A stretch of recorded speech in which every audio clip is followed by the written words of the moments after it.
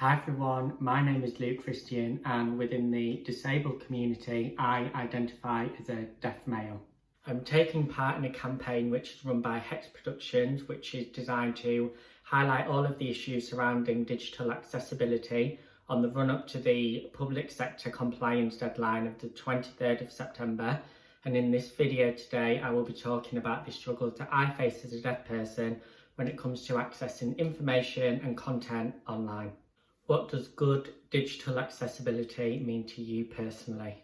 For me personally, good digital accessibility means being able to access information or content online or on social media channels freely. It's a way of feeling included in whatever's being said, like what the message is and what it is that the person's talking about, and it just creates a better user-friendly experience for me. In this day and age that we live in, where nearly all of our information comes via online outlets, it's so important and it's imperative that brands and companies create a better user-friendly experience for everyone and really work on creating good digital accessibility so that nobody feels left out and that we all feel included and a part of something. What are the most common barriers that you face when it comes to digital accessibility?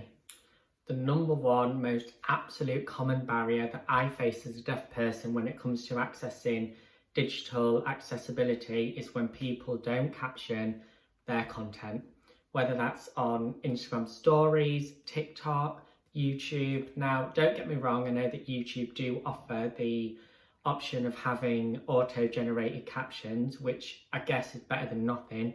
However, 9 times out of 10 it's not reliable, and I'm pretty sure that whenever I use that option it throws in like the wrong word in every other sentence, and then when it does that it completely throws me off and it doesn't even make sense half the time. Being deaf, captions is so important for me because it allows me to be able to understand what it is that's being said, what it is that they're trying to get across, and it just makes me feel included within, their platform and their social media content. I know that when I've approached other people that maybe don't caption and things like that, which, fair enough, but when I have approached them, they've said that it's lengthy, it's time consuming, and that there's a lot of effort that goes into it. And for me, it might be, but then it just excludes so many deaf people like me, and it just makes us feel excluded and frustrated, because if you're talking but we can't understand what it is that you're saying, then it's almost like a kick in the teeth and it just alienates a community. What are your top 3 digital accessibility must-haves and why?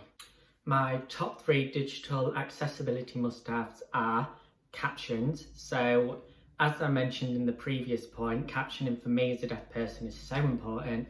It makes me feel included in whatever's being said, whether that's on, Instagram stories, YouTube, TikTok, but even news outlets as well. So if there's an important piece of information that's going on in the world, so, like the pandemic that we're all facing at the minute, so with coronavirus, but if there's no captions or anything like that, then I miss out. But then that piece of information that's in the news might have been really important to me, but because it's not being captioned or anything, it excludes people like me and then a whole community that we might benefit from knowing that piece of information.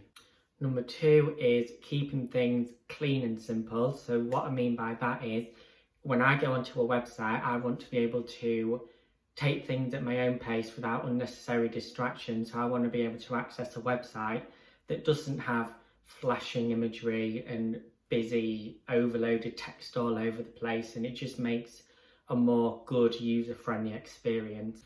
Number 3 is providing transcripts for information online. So as I said before, with the news outlets and things like that.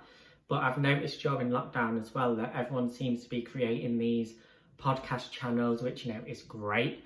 But people like me, if there's no transcript or anything that I'm able to understand what's being said, then I miss out. But if these podcast channels were able to provide a transcript of what has been said, then of course I would feel included, and it would just be good and easier for me to access the information to whatever it is that has been said. Have you ever found it impossible to access information on a website, and what would you do in that circumstance? The most recent example of me trying to access information on a website, but it was really hard, was when I was trying to book an appointment, but on their homepage it had displayed clearly a contact number, which I guess is fine for the majority of people, but I'm deaf and I can't access a phone. I can't hear on the phone, I can't speak on the phone or anything like that. So I trawled through the website and I was trying to go on and find, the contact email address or an address or just like a different alternative, and I couldn't find it anywhere. So for me, displaying one piece of information clearly, okay, is fine, but then there needs to be other alternatives and it needs to be accessible for everybody. And then in the end, I had to go onto their social media page and contact them through there, which was a bit annoying. It was a bit of a faff. So I just feel like when it comes to information on a website and important information, especially when it comes to things like appointments and just health checks and things like that, have more alternative ways of being able to contact you. If you had the chance to make one point to an organisation considering changing the website, what would it be and why? So for me personally, I love fashion, and as a huge lover of fashion, the one thing that I notice when it comes to fast fashion brands is that they will upload video content onto the social media pages or the website. There's no captions. So straight off the bat, I'm unable to understand what's being said in the videos, and then I feel excluded. And because of things like that, it puts me off making a purchase on these websites, because I just feel in this day and age, there's no excuse now not to caption your videos, especially with these fast fashion brands that I'm talking about, and they're worth millions. Invest in people that will transcribe things, add caption, because it's the little simple things like that that really go a long way for the deaf community and for everyone to be able to understand what it is that you're saying. But it's not just fast fashion brands, it's also high-end fashion brands as well that I've noticed too.